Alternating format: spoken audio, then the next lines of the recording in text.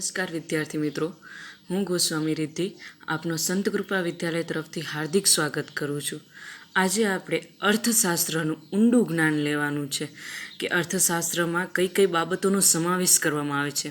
જેના મુખ્ય 11 પ્રકરણ છે. જેનો પ્રથમ પ્રકરણ અર્થશાસ્ત્રમાં આલેખ એટલે શું, એનું મહત્ત્વ શું, તેના કેટલાક પ્રકાર કયા કયા, તેમજ તેનો ઉપયોગ કેવી રીતે કરી શકાય તેની સવિસ્તાર માહિતી આપણે લઈશું. પ્રથમ શું કહે છે કે અર્થશાસ્ત્રમાં વાસ્તવિક જીવનમાં બનતી વિવિધ આર્થિક ઘટનાઓની સમજૂતી અપાય છે અને તેનું વિશ્લેષણ પણ કરવામાં આવે છે. પહેલી વાત કે અર્થશાસ્ત્ર છે એ આપણા જીવન જોડે સંકળાયેલો એક વિષય છે કે જે આપણા જીવનમાં બનતી દરેક ઘટનાઓની સમજૂતી આપે છે, તેનું વિશ્લેષણ કરે છે.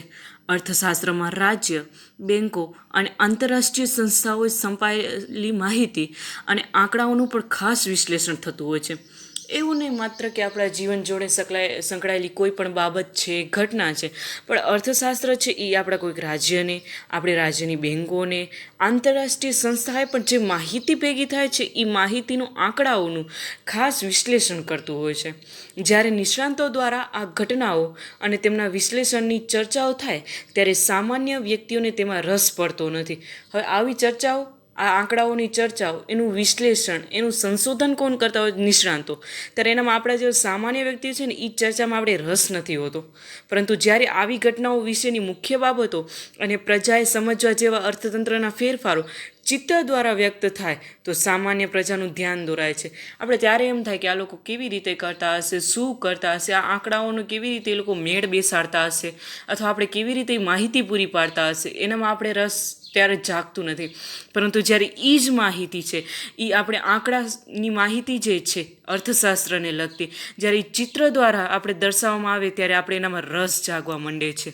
બરાબર? કેવી રીતે? તો એક આકૃતિ દ્વારા અને બીજું આલેખ દ્વારા. આકૃતિ અને આલેખનો અર્થ સમજીએ આપણે. આંકડાશાસ્ત્રની દ્રષ્ટિએ આકૃતિ અને આલેખ બંને જુદા જુદા પ્રકારના ચિત્રો છે જે તમે સારી રીતે સમજી શકો છો અને ઓળખી પણ શકો છો. તેમનો ઉપયોગ જુદા જુદા કારણોસર થતો હોય છે. અર્થશાસ્ત્રમાં પણ આકૃતિઓ અને આલેખનો ઉપયોગ અલગ અલગ રીતે થાય છે. આપણે સૌ જાણીએ છીએ કે આલેખ અને આકૃતિ છે જેનો ઉપયોગ છે આપણે અલગ અલગ રીતે કરતા હોઈએ છીએ. બરાબર? પ્રથમ તો આપણે શેના વિશે સમજીશું? તો કે આકૃતિ વિશે સમજીશું. આકૃતિ એટલે કે શું? તો કે સામાન્ય રીતે અવલોકિત માહિતીનું ચિત્ર દ્વારા પ્રતિનિધિત્વ, જેને આકૃતિ તરીકે ઓળખી શકાય છે. અથવા તો સામાન્ય રીતે અવલોકિત માહિતીનું, કોઈ પણ માહિતી આપી દીધી હોય કે આ બેનું પ્રમાણ દર્શાવો, તો આપણે જેનું ચિત્ર દ્વારા પ્રતિનિધિત્વ કરતા હોઈએ તે આકૃતિ તરીકે ઓળખાય છે. બરાબર? આકૃતિ દોરતી વખતે સ્કેલ માપ લેવામાં આવે છે, પરંતુ તેને દોરવા માટે આંકડાશાસ્ત્રનું ઊંડું જ્ઞાન જરૂરી હોતું નથી. આ આકૃતિ દોરતા હોય ને ત્યારે આંકડાશાસ્ત્રનું જ્ઞાન કાંઈક જરૂરી ના હોય, તમે તમારી રીતે દોરી શકો એમ. આપણે અત્યારે જ જોયું કે આકૃતિ દોરવા માટે આંકડાશાસ્ત્રનું જ્ઞાન જરૂરી નથી હોતું. બરાબર? કેવી રીતે? તો કે આંકડાશાસ્ત્રની દ્રષ્ટિએ જ્યારે માહિતીની આવૃત્તિ અસતત હોય ત્યારે આકૃતિનો ઉપયોગ કરવામાં આવે છે. બીજા શબ્દોમાં કહીએ તો આકૃતિ છે એ સ્વયં સ્પષ્ટ માહિતી માટે દોરવામાં આવે છે, કે જે માહિતી સ્પષ્ટ હોય તેના ઉપરથી આકૃતિ દોરવામાં આવે છે. તેને દોરવા કે સમજવા, સામાન્ય જનને સમજવા માટે આંકડાશાસ્ત્રનું ઊંડું જ્ઞાન જરૂરી હોતું નથી, કેમ કે તેને જોઈને જ સમજી શકાય છે. બરાબર? એના માટે આ આંકડા ક્યાંથી આવ્યા, કેવી રીતે આવ્યા, કેવી એનો રેશિયો લીધો, એવું કાંઈ જરૂરી હોતું નથી. આકૃતિનો ઉપયોગ વિજ્ઞાપન એટલે કે જાહેરાત કરતી કંપનીઓ આકર્ષણ ઊભું કરવા, રાજ્ય માહિતી આપવા, સામાજિક સંસ્થાઓ જાગૃતતા ફેલાવવા માટે કરે છે. બરાબર? કે જે પોતાની કંપનીઓ છે એ પોતાની આ માહિતી આપવા માટે, નવી નવી સામાજિક સંસ્થાઓ પોતાની જાગૃતિ કરવા માટે આવી બધી આકૃતિઓ દોરતી હોય છે. બીજું છે આલેખ. આલેખ એટલે શું? તો કે આલેખ પણ અવલોકિત માહિતીનું ચિત્ર દ્વારા પ્રતિનિધિત્વ કરે છે, પરંતુ આલેખ માટે વપરાતી માહિતી સ્વયં સ્પષ્ટ હોતી નથી. આલેખ માટે જે માહિતી હોય છે એ સ્પષ્ટ હોતી નથી. જ્યારે માહિતીને સતત આવૃત્તિમાં દર્શાવવી હોય ત્યારે આલેખ દોરવામાં આવે છે. જો ધ્યાન દેજો ઉપર અહીંયા મને શું કીધું હતું કે માહિતી છે જ્યારે આકૃતિમાં કેવી હોય છે? અસતત હોય છે. બરાબર? અને અહીં શું કહે છે કે અહીં માહિતી કેવી હોય છે? તો કે સતત આવૃત્તિમાં સ્થપાયેલી માહિતીને સ્પષ્ટ કરવા માટે આંકડાશાસ્ત્રના સાધનોનો ઉપયોગ કરવો પડે છે. અન્ય પ્રકારની અસ્પષ્ટ આંકડાકીય માહિતી માટે પણ આલેખ દોરવામાં આવે છે. આલેખ દોરવા માટે અને સમજવા માટે આંકડાશાસ્ત્રનું જ્ઞાન જરૂરી બને છે. જો ઉપર હતું કે આલેખ આકૃતિમાં એમ હતું કે આંકડાશાસ્ત્રનું ઊંડું જ્ઞાન જરૂરી નથી, જ્યારે આલેખમાં શું છે કે આંકડાશાસ્ત્રનું ઊંડું જ્ઞાન જરૂરી છે. એક્સ અને વાય ધરી દ્વારા દોરાયેલા ચતુર્થાંશોમાંના એક કે એકથી વધુ ચતુર્થાંશ પર આલેખ ફેલાઈ શકે છે અને ચોક્કસ સ્કેલ માપ વિના તે દોરવું અશક્ય છે. ઉપર એમ હતું આકૃતિમાં કે સ્કેલ માપ લેવામાં તો આવે છે, બરાબર. અહીં શું છે કે ચોક્કસ સ્કેલ માપ હોવું જોઈએ. સામાન્ય રીતે આલેખ કોના ઉપર દોરાય એ બધા તમે એનાથી સારી રીતે પરિચિત છો કે ગ્રાફ પેપર ઉપર આલેખ દોરવામાં આવે છે. આલેખનો ઉપયોગ સંશોધનકારો દ્વારા તથા ઉચ્ચ શિક્ષણમાં વધુ કરવામાં આવે છે. સામાન્ય પ્રજાને માહિતી આપવા માટે આલેખનો ઉપયોગ થતો નથી. તમે કોઈક નોર્મલી અથવા તો તમારા આજુબાજુની કહેવાય ને કે સોસાયટીમાં કે તમે કોઈ વ્યક્તિઓને તમારાથી મોટા એને તમે કાંઈ સમજાવવા માંગતા હશો ને તો ડાયરેક્ટ આલેખ પેપર ઉપર નહીં સમજાવાય, તો એ નહીં સમજી શકે ડાયરેક્ટ, બરાબર. હવે જો ઉપર આપણે વાત કરીને અસતત આવૃત્તિ વિતરણ ને સતત આવૃત્તિ વિતરણ, તો તમે અસતત આવૃત્તિ વિતરણ ને સતત આવૃત્તિ વિતરણ સારી રીતે જાણો છો. આંકડાશાસ્ત્રમાં તમે એનું ઊંડું જ્ઞાન કરેલું છે. આને અસતત આવૃત્તિ વિતરણ કહેવાય, બરાબર. જ્યારે આને તમે શું કહેશો? સતત આવૃત્તિ વિતરણ. 10,000થી 20,000, 20,000થી 30,000 ને 30,000થી 40,000, જેનું તમે ઊંડું જ્ઞાન આંકડાશાસ્ત્રમાં કરેલું જ છે. હવે શું કહે છે? મોસ્ટ આઈએમપી પ્રશ્ન કે અર્થશાસ્ત્રમાં આકૃતિઓ તથા આલેખનું મહત્ત્વ સમજાવો. જો તમને એક્ઝામમાં પૂછવું હોય તો 3 માર્ક્સમાં આ પ્રશ્ન મોસ્ટ આઈએમપી છે. પહેલું જ, સામાન્ય રીતે અઘરો અને અટપટો લાગતો અર્થશાસ્ત્રનો અભ્યાસ આકૃતિ દ્વારા સરળ બને છે અને આલેખ દ્વારા વધુ સ્પષ્ટ બને છે. માત્ર તમને એમ પૂછ્યું હોય કે અર્થશાસ્ત્રમાં આકૃતિનું મહત્ત્વ સમજાવો, તો તમને એમ લખવાનું કે અર્થશાસ્ત્રનો અભ્યાસ જ્યારે અટપટો અને અઘરો લાગતો હોય ત્યારે આકૃતિ તેને સરળ બનાવે છે, બરાબર.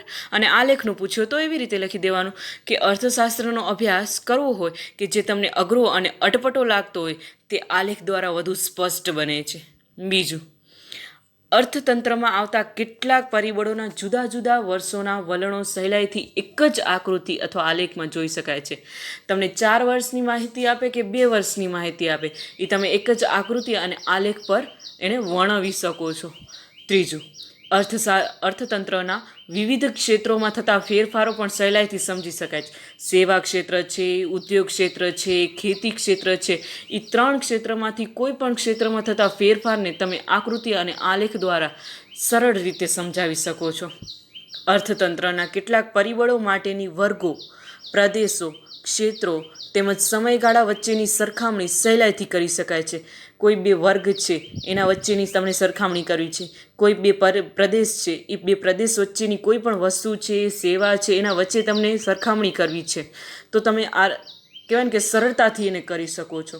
જ્યારે 5મું, અર્થશાસ્ત્રની કેટલીક અઘરી બાબતો સમજાવવા પાછળ લખનાર અને વાંચનારનો સમય તથા શક્તિ બચે છે.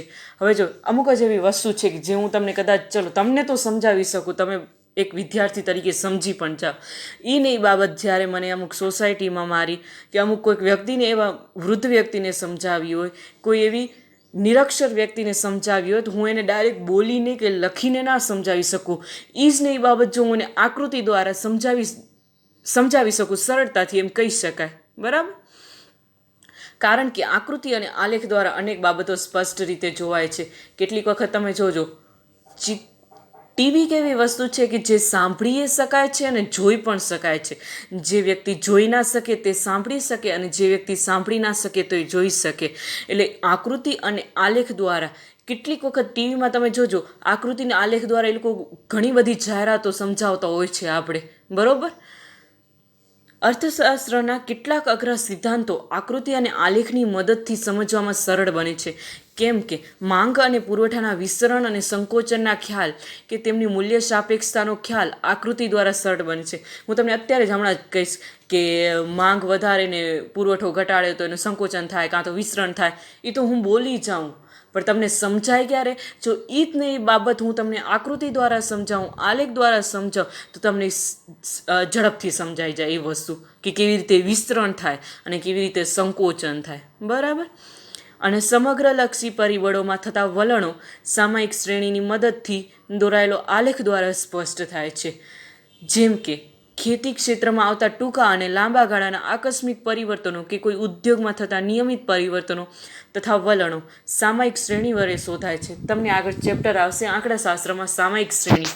ત્યાં આકૃતિ દ્વારા સ્પષ્ટ રીતે જણાવી દેવામાં આવે છે કે કયા ક્ષેત્રમાં ટૂંકા અને લાંબા ગાળાના કેવા ફેરફાર થયેલા છે. બરાબર.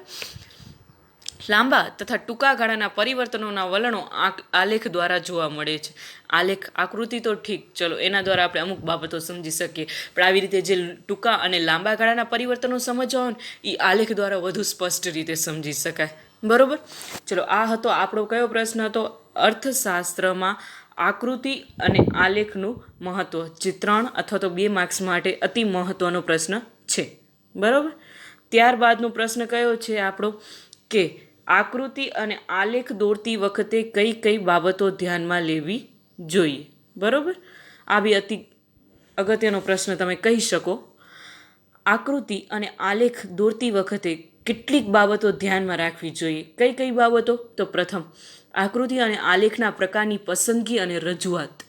જો ધ્યાન દેજો એકદમથી, કોઈ પણ ચિત્રને વધુ આકર્ષક અને અસરકારક બનાવવું હોય ને તો તેના પ્રકારની પસંદગી મહત્ત્વની છે.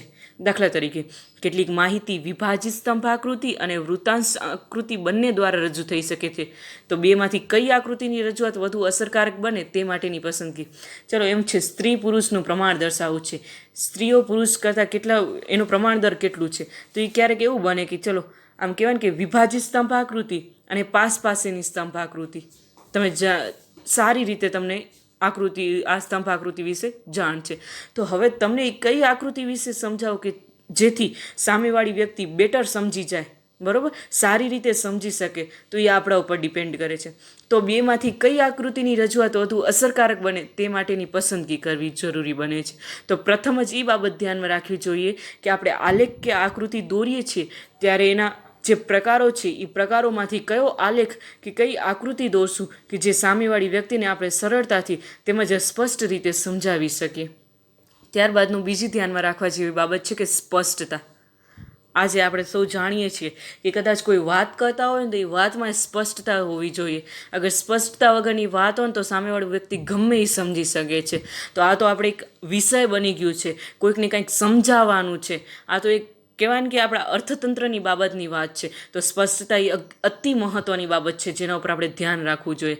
ચિત્રની રજૂઆત સ્પષ્ટ અને સ્વચ્છ હોવી જોઈએ. હંમેશા તમે આપણે પ્રાઇમરી લેવલે ભણતા ને ત્યારે હંમેશા આપણે એક ડ્રોઈંગ બુક આવતી, ચિત્રકલા કામ આવતું. એ ચિત્રકામમાં કેવું હતું કે આપણે છે ને એકદમ ટીચર શીખવાડતા, આપણે મેડમ એમ શીખવાડતા કે તમે ચોખ્ખું દોરો. એમ ક્યારેક લખે દોરેલું ના હોય ને ચોખ્ખું તો એમ કહેતા કે ચોખ્ખું તમે દોરો. શું કામ એવું કહે છે? કે સ્પષ્ટતા એ અતિ મહત્ત્વની બાબત છે અને સ્વચ્છ હોવું જોઈએ હંમેશા. આકૃતિ, બરાબર, વિવિધ વિભાજનોનો અલગ રંગ કે શેડ દ્વારા દર્શાવવું જોઈએ.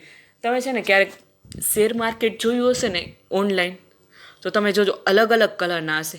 બંધ સ્ટોક શેર, પછી opening stock share, close stock share ને ઓપનિંગ સ્ટોક શેર. બરાબર. એના છે ને અલગ અલગ કલર હોય અને ભાવ ક્યારે વધે છે, કેટલા વધે છે એનાય અલગ અલગ કલરના હોય. તો આપણે સમજી શકીએ કે આ ભાવ વધવાનો છે, આવી રીતે ભાવ ઘટવાના છે, કે આ ઓપનિંગ સ્ટોક છે, આ ક્લોઝિંગ સ્ટોક છે. એના દ્વારા આપણે સમજી શકીએ અલગ અલગ રંગ કે અલગ અલગ શેડ દ્વારા. તમે કેટલીક વાર જોજો કેટલીક કંપનીઓ છે ને એ પોતાના બજેટ તૈયાર કરતી હોય અથવા તો કોઈ એવી મહત્ત્વની આકૃતિ કે આંકડા દ્વારા તૈયાર કરતી હોય ને તો તેને અલગ અલગ કલર આપશે, તેને અલગ અલગ શેડ આપશે, જેથી તમે એ ઇન્ટરેસ્ટિંગ બને અને એને વધુ સ્પષ્ટતાથી સમજી પણ શકાય. બરાબર. ત્રીજું પોઈન્ટ, ચોક્કસ સ્કેલમાં આંકડાઓના આધારે આકૃતિ કે આલેખનું સ્કેલ માપ લેવું જોઈએ જેથી તે ચિત્ર યોગ્ય કદનું બને. એ તો આપણે જાણી જ છીએ કે સ્કેલ માપ વગર કોઈ પણ માહિતીને સ્પષ્ટ રીતે અથવા તો સારી રીતે એને ડિસ્ક્રાઇબ એટલે કે વર્ણવી ન શકાય. તેથી ચોક્કસ સ્કેલ માપ લેવું અતિ અગત્યનું છે. ત્યારબાદ આકૃતિ કે આલેખની બંને ધરી પરની વિગતો સ્પષ્ટ દર્શાવી. એટલે કે આપણે એમ કહીએ એક્સ અક્ષ પર વર્ષ દર્શાવ્યા છે, જ્યારે વાય અક્ષ પર વસ્તી દર્શાવી છે. એટલે આપણે જાણ જ કરી જ દેવી જોઈએ ચોખ્ખી કે આપણે કયા અક્ષો પર કઈ વસ્તુ દર્શાવી છે, કે જેથી સમજવાવાળું એને સરળતાથી સમજી શકે. બરાબર? આ તો તમે સારી રીતે જાણો જ છો કે આલેખને આકૃતિની બંને ધરીઓ સ્પષ્ટ હોવી જોઈએ, કેમ કે 11માં બેઝિક તમે સારી રીતે શીખી આવ્યા છો. આંકડાકીય માહિતીનો સ્ત્રોત. આકૃતિ કે આલેખ જે આંકડાકીય માહિતી માટે રજૂ કરાયો હોય તે માહિતી તથા તેનો સ્ત્રોત દર્શાવવાથી આકૃતિ કે આલેખની વિશ્વસનીયતા વધે છે. સપોઝ મેં કોઈ માહિતી લીધી તો હું એમ જણાવી દઉં કે મેં આ માહિતી એટલે કે આ આંકડાકીય માહિતી મેં આ XY કંપનીમાંથી લીધેલી છે, તો તમને મારા ઉપર વિશ્વાસ પણ બને કે ના, આ બેન કહે છે કે આ માહિતી અહીંથી લીધી છે તો એ માહિતી ત્યાંથી હશે. બરાબર?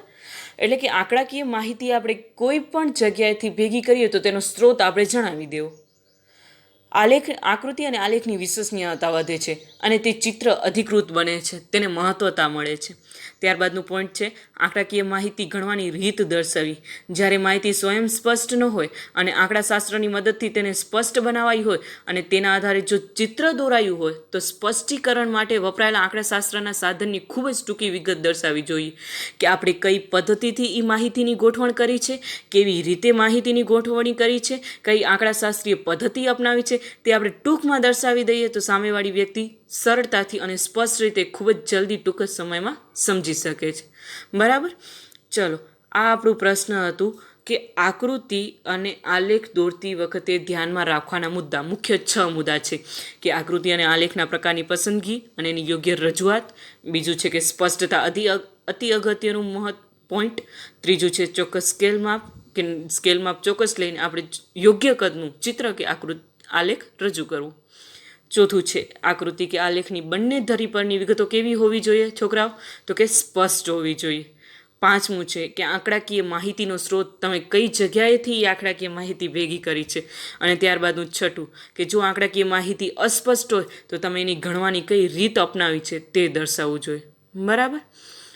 અતિ અગત્યનું પોઈન્ટ છે, સારી રીતે સમજવું.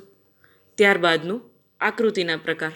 તમે સૌ આ આકૃતિના પ્રકારથી પરિચિત જ હશો. આકૃતિના મુખ્ય કેટલા પ્રકાર છે?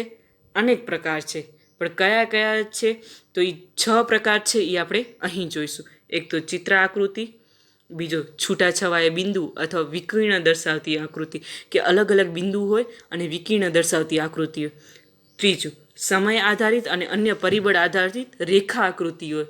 આ છે ને આર્ટ્સમાં ભૂગોળ કરીને એક વિષય આવે છે, એનામાં આ રેખા આકૃતિ ને વિકર્ણ આકૃતિ એટલે કે છૂટાછવાયા બિંદુવાળી આકૃતિ એ બહુ જ સારી રીતે સમજાવેલી છે. ત્યારબાદ વર્તુળ આકૃતિ, જેનાથી તમે એકદમ પરિચિત છો. પછી કઈ આકૃતિ આવે છે છોકરાઓ? તો કે સ્તંભ આકૃતિ. ત્યારબાદ વૃત્તાંશ આકૃતિ. આ બધા છે એ આકૃતિના પ્રકારો છે. શું કહે છે કે આ વિભાગમાં આપણે સમય આધારિત રેખા આકૃતિ, સ્તંભ આકૃતિ અને વૃત્તાંશ આકૃતિ વિશે સમજૂતી મેળવવાની છે. આ યુનિટમાં આપણે આ 3 આકૃતિઓ વિશે સમજૂતી મેળવવાની છે. તો સૌ પ્રથમ આપણે સમય આધારિત રેખા આકૃતિ વિશે સમજ મેળવીશું. શું કહે છે જુઓ. સામાન્ય રીતે રેખા આકૃતિ 2 ચલ વચ્ચેના સંબંધની રેખા અને તેનો ઢાળ દર્શાવે છે. ધ્યાન દેજો, શું કહે છે કે 2 ચલ વચ્ચેના સંબંધની રેખા અને તેનો ઢાળ દર્શાવે છે. દાખલા તરીકે માંગ રેખા અને પુરવઠા રેખા એ 2 ચલ વચ્ચેના સંબંધની રેખાનો ઢાળ દર્શાવે છે. બરાબર? ત્યારબાદ આ પ્રકારની આકૃતિમાં સ્વતંત્ર ચલ x ધરી પર અને પરતંત્ર ચલ y ધરી પર દર્શાવાય છે. x ધરી પર સ્વતંત્ર ચલ અને y ધરી પર કેવો ચલ દર્શાવાય છે? તો કે પરતંત્ર ચલ. સમયના સંદર્ભમાં કોઈ એક ચલના સ્વયં સ્પષ્ટ વલણો દર્શાવતી આકૃતિ અર્થશાસ્ત્રમાં વારંવાર વપરાય છે. જો શું કહે છે કે સમયના સંદર્ભમાં કોઈ ચલના સ્વયં સ્પષ્ટ વલણો દર્શાવતી આકૃતિ અર્થશાસ્ત્રમાં વારંવાર વપરાય છે. દાખલા તરીકે વિવિધ વર્ષોમાં વસ્તીની સંખ્યા, વિવિધ વર્ષોમાં ફુગાવાનો દર, વિવિધ વર્ષોમાં સાક્ષરતાનો દર વગેરે દર્શાવવામાં આવે છે. આ પ્રકારની આકૃતિને રેખા આકૃતિ કહે છે. અલગ અલગ વર્ષ માટેની જે આકૃતિ દોરવામાં આવે છે તે પ્રકારની આકૃતિને કેવી આકૃતિ કહેવામાં આવે છે છોકરાઓ?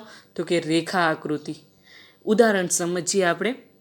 શું કહે છે કે વસ્તી વૃદ્ધિની ટકાવારી દીધેલી છે, અલગ અલગ સમયગાળો આપેલો છે. જો ઉપર કીધું હતું ને કે અલગ અલગ વર્ષોની સંખ્યા માટે, તો 1951થી 1961, 1961થી 1971 એનો સમયગાળો આપેલો છે. એવી રીતે 71થી 81 અને 81થી 91 ને 1991થી 2001 અને 2001થી 2011 સુધીનો સમયગાળો.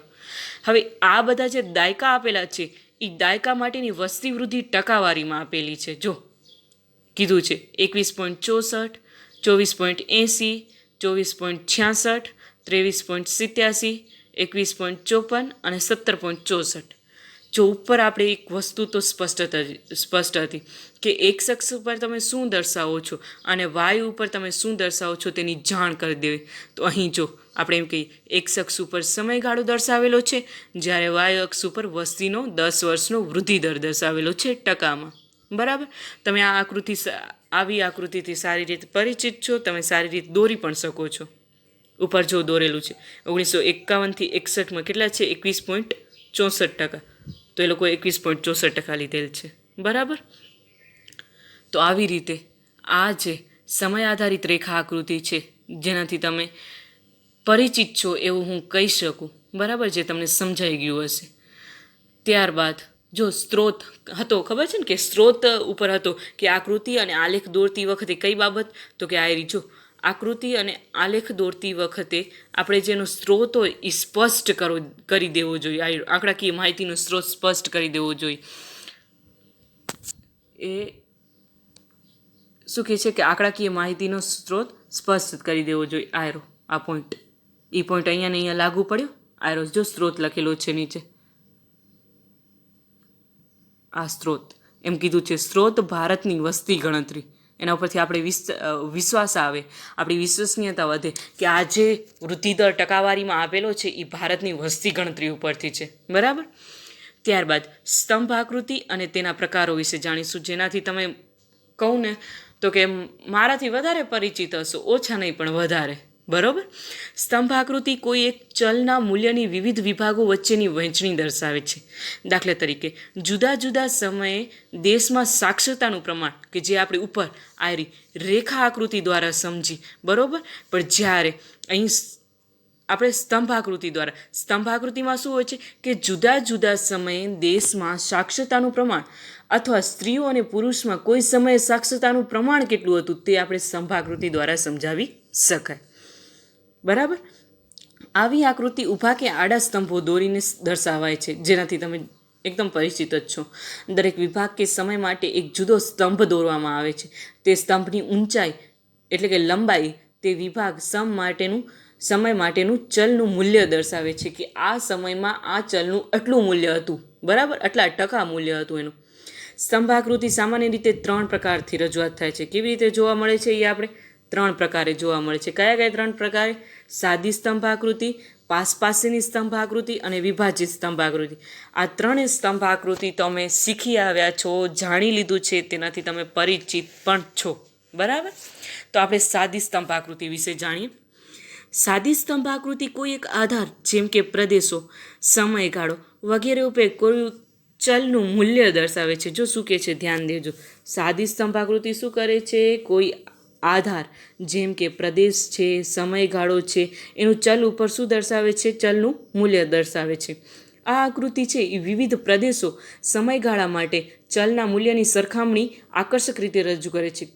કોઈ સરખામણી કરવી હોય તો તે માટે આ સાદી સ્તંભ આકૃતિ છે તે અતિ મહત્ત્વની બની જાય છે. બરાબર. એનું ઉદાહરણ જોઈ લઈએ આપણે. કોઈ એક દુકાનમાં દર 2 મહિનામાં ચોકલેટ બોક્સનું વેચાણ થાય છે. જો જેટલાને ચોકલેટ ભાવતી હોય એના માટે બેસ્ટ ઉદાહરણ. બરાબર. જો અહીં શું કહે છે કે જો ચોકલેટની દુકાનમાં ચોકલેટનું બોક્સનું વેચાણ કરે છે દર 2 મહિનામાં. બરાબર. તો એ કેટલું વેચાણ કરે છે એનું અહીં આપેલું છે. જાન્યુઆરીથી ફેબ્રુઆરીમાં કેટલું વેચાણ, માર્ચથી એપ્રિલમાં, મેથી જૂનમાં, જુલાઈથી ઓગસ્ટમાં, સપ્ટેમ્બરથી ઓક્ટોબરમાં અને નવેમ્બરથી ડિસેમ્બરમાં. જો એને સ્ત્રોત પણ નીચે કહી દીધું છે કે આ બધું સ્ત્રોત છે ને એ કાલ્પનિક છે, એટલે એના ઉપરથી આપણે જાણ થઈ શકે. વેચાણ કીધું છે એને કે જાન્યુઆરીથી ફેબ્રુઆરીમાં કેટલું થયું, માર્ચથી એપ્રિલમાં કેટલું થયું, મેથી જૂનમાં 65 થયું, જુલાઈથી ઓગસ્ટમાં 40 થયું, સપ્ટેમ્બરથી ઓક્ટોબરમાં 50 થયું, જ્યારે નવેમ્બરથી ડિસેમ્બરમાં 30 એકમોનું વેચાણ થયું. બરાબર. ચલો પહેલાં તો આપણે એક્સ અક્ષ ઉપર ને વાય અક્ષ ઉપર શું દર્શાવ્યું છે તે દર્શાવશું. એક્સ અક્ષ ઉપર સમયગાળો, જ્યારે વાય અક્ષ ઉપર વેચાણના એકમો દર્શાવ્યા છે. તો તમને આ વેચાણના એકમો તો લેતા આવડી જ જાય. 0, 10, 20, 30, 40, 50, 60, 70 જે પ્રમાણે એકમ આપ્યા હોય એ પ્રમાણે ગેપિંગ વ્યવસ્થિત રાખીને લઈ લેવાનું. તો સમયગાળો એ તો આપણે લખીએ જ, જાન્યુઆરીથી ફેબ્રુઆરી, માર્ચથી એપ્રિલ, મેથી જૂન. બરાબર. અને ઉપર કીધું જ છે જો વેચાણના એકમો માટે આપણે આવું બ્લેક કલરનું આમ બોક્સ દોરેલું છે કે આપણે આવી રીતે એની આકૃતિ દ્વારા સમજાવીશું. તો આ થઈ મિત્રો સાદી સ્તંભાકૃતિ. બરાબર. હવે આપણે એનો બીજું પ્રકાર પાસેની સ્તંભાકૃતિ. પાસેની સ્તંભાકૃતિ કેવી હોય તો કે આ પ્રકારની આકૃતિમાં કોઈ એક આધાર ઉપર કોઈ એક ચલનું એક કરતાં વધુ વર્ગોનું મૂલ્ય દર્શાવવામાં આવે છે. ઉપર એવું હતું કે કોઈ એક જે પ્રદેશ કે સમયગાળાનું ચલનું મૂલ્ય દર્શાવવામાં આવે છે, જ્યારે અહીં શું કીધું છે કે કોઈ એક ચલનું એક કરતાં વધુ વર્ગો માટેનું મૂલ્ય દર્શાવવામાં આવે છે. બરાબર. ધારો કે સમયગાળો એ આધાર હોય, સાક્ષરતા એ ચલ હોય, સ્ત્રીઓ અને પુરુષો એ બે વર્ગ કહેવાય. બરાબર. તો વિવિધ સમયગાળા દરમિયાન સ્ત્રીઓ તથા પુરુષોમાં સાક્ષરતાનું પ્રમાણ જોવા માટે આવી આકૃતિ દોરાય છે. આમ સ્ત્રી અને પુરુષ વર્ગના સ્તંભ કોઈ એક વર્ષ માટે પાસે દોરાય છે. જો અહીંયા કે છે કે કોઈ એક આધાર ઉપર કોઈ એક ચલનું એક કરતાં વધુ વર્ગોનું મૂલ્ય દર્શાવવામાં આવે છે. જો આરું કોઈ એક આધારનું એક ચલનું એક કરતાં વધુ મૂલ્ય દર્શાવવામાં આવે છે વધુ વર્ગોનું. તો જો સ્ત્રી અને પુરુષ એ એક કરતાં વધુ જ વર્ગ થયા, બે વર્ગોનું સાક્ષરતાનું દર દર્શાવવામાં આવે છે, અથવા તો જેવી હોય તે વેચાણના એકમો છે કે અલગ કોઈ બી અન્ય માહિતી હોય. બરાબર. એક કરતાં વધારે વર્ગની હોય. આમ સ્ત્રી અને પુરુષનો વર્ગનો સ્તંભ કોઈ એક વર્ષ માટે પાસે દોરાય છે. આકૃતિને આકર્ષક બનાવવા માટે એ લોકો શું કરતા હોય છે તો કે દરેક વર્ગના સ્તંભને અલગ અલગ રંગ અથવા તો શેડ આપી દેતા હોય છે. બરાબર. કે જેથી આ આકૃતિને આલેખ છે એ વધુ આમ આકર્ષક બને, એને જોવાની મજા આવે. બરાબર. એક ઉદાહરણ દ્વારા સમજીએ. કોઈ એક દુકાનમાં દર 2 મહિનામાં વિવિધ માપના ચોકલેટોનો બોક્સનું વેચાણ થાય છે. ઉપર આપણે જોયું ને તો જો શું હતું, દર 2 મહિનામાં ચોકલેટના બોક્સનું વેચાણ થાય છે. અહીં શું કહે છે કે વિવિધ માપના ચોકલેટ. બરાબર. એટલે કે નાના બોક્સનું વેચાણ, મધ્યમ બોક્સનું વેચાણ અને મોટા બોક્સનું વેચાણ. તો આ થઈને એક કરતાં વધુ વર્ગ દર્શાવતી માહિતી. બરાબર. હવે આ દીધેલી જ છે, મહિના દીધેલા છે અને વેચાણના એકમો આપેલા છે. એના ઉપરથી એ લોકોએ આ આકૃતિ દોરી છે, જેને આપણે સ્પષ્ટ રીતે સમજી શકીએ છીએ. તમે તો એને સારી રીતે સમજી શકો છો એવી આશા હશે. બરાબર. વેચાણના એકમો વાય અક્ષ ઉપર, માસ છે એ એક્સ અક્ષ ઉપર. હવે જો 3 છે, એક જે નાનું બોક્સ છે ને એને ઘાટું કલર દઈ દીધું છે, આખું પૂરી નાખ્યું છે બોક્સ. મધ્યમ બોક્સ છે ને એને આડી લાઈન આપી છે. મોટા બોક્સને એનાથી વિરોધની લાઈન દોરી છે કે જેથી આપણે આ જોતા જ આપણને ખુદને અત્યારે આકૃતિ છે એટલી આકર્ષક લાગી રહી છે, તો જેને સમજાવતા હોઈએ તેને વધુ આકર્ષક લાગી શકે છે. બરાબર.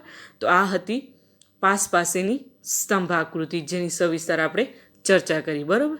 ત્યારબાદ આપણે ભણવાનું છે વિભાજિત સ્તંભ આકૃતિ વિશે, કે જેનાથી કહેવાય ને કે તમે સૌ આંકડાશાસ્ત્ર વિષયમાં ભણી જ આવ્યા હશો, પરિચિત જ હશો, પણ આ રિવિઝન જેવું થઈ ગયું. બરાબર.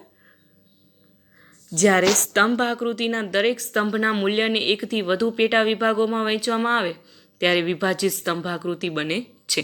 જો અહીં શું કહે છે, સ્તંભના મૂલ્યને એકથી વધુ પેટા વિભાગો માટે વહેંચવામાં આવે છે ત્યારે વિભાજિત સ્તંભાકૃતિ બને છે.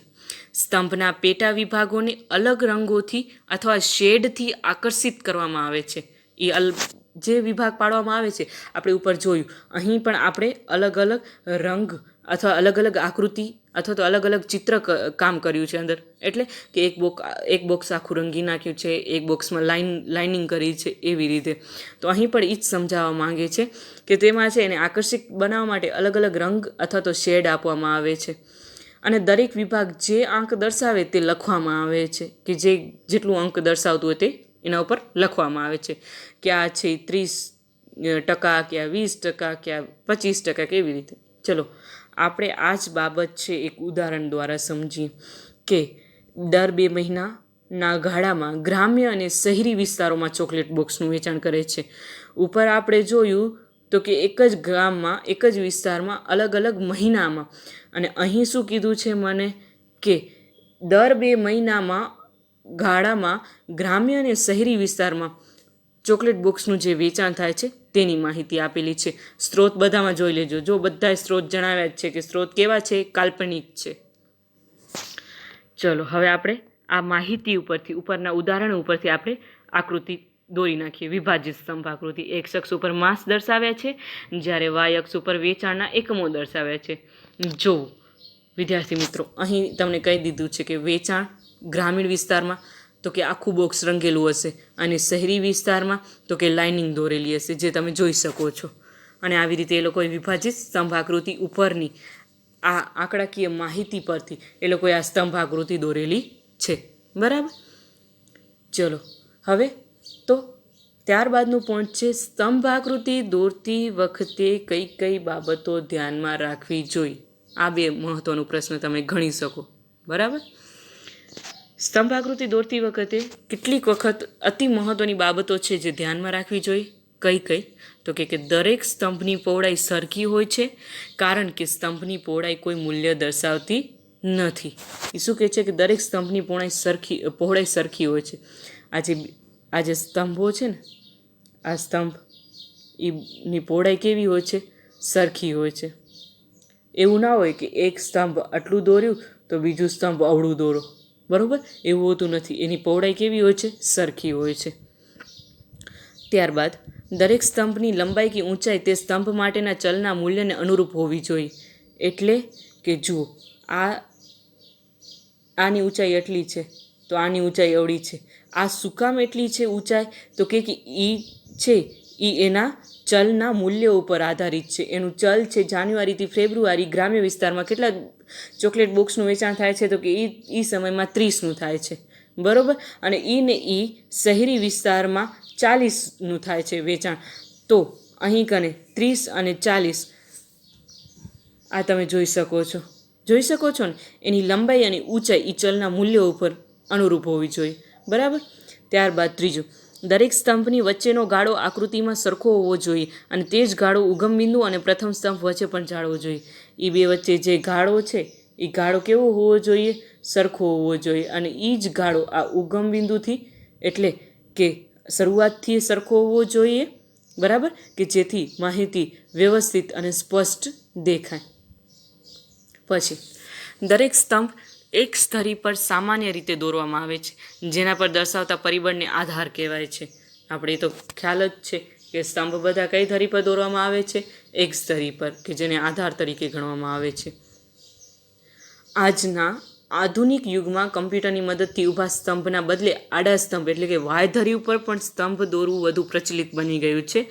બરાબર. એ એમ કહે છે કે આજે કેટલોક એવો યુગ આવી ગયું છે કે જેમાં છે લોકો એક્સ અક્ષને બદલે વાય અક્ષ પર એટલે કે વાયધરી પર એ લોકો આડા સ્તંભ દોરતા થઈ ગયા છે. આપણે કેવી રીતે આ જે ઊભા સ્તંભ છે ને એની બદલે એ લોકો કેવા દોરતા હોય છે? આમ વાયધરી પર આડા સ્તંભ, આવી રીતે આડા સ્તંભ દોરતા થઈ ગયા છે. બરાબર. ત્યારબાદનું આપણું પોઈન્ટ છે વૃત્તાંશ આકૃતિ. વૃત્તાંશ એટલે વર્તુળનો અંશ. એક વર્તુળને એક સમષ્ટિમાંથી લેવામાં આવે અને માહિતીના વિભાગોને વર્તુળના ભાગ પાડીને દર્શાવવામાં આવે ત્યારે વૃત્તાંશ આકૃતિ બને છે. જે માહિતી માટે વિભાજિત સ્તંભાકૃતિ દોરવામાં આવે છે તેવી જ માહિતી માટે વૃત્તાંશ આકૃતિ પણ દોરવામાં આવે છે. બરાબર. કે જે આપણે કઈ આકૃતિ જો શું કીધું છે કે જે વિભાજિત સ્તંભ આકૃતિ જે માહિતી માટે દોરવામાં આવે છે એ જ નહીં માહિતી માટે તમે વૃત્તાંશ આકૃતિ દોરી શકો છો. બરાબર.